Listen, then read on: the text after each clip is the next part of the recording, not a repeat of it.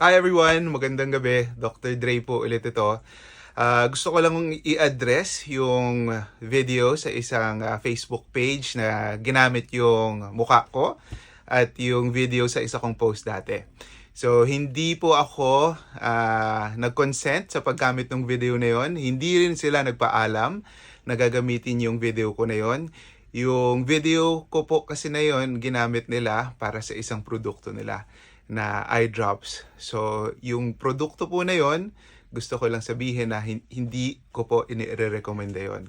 Kapag meron po kayong problema o nararamdaman sa mata o sa paningin ninyo, ang importante magpatingin po sa ophthalmologist. Huwag pong basta-bastang maniniwala sa mga gamot sa Facebook. Yun lang po, magandang gabi. Salamat po sa inyong suporta. Dr. Dre po ulit ito. Gusto ko lang i-address yung video sa isang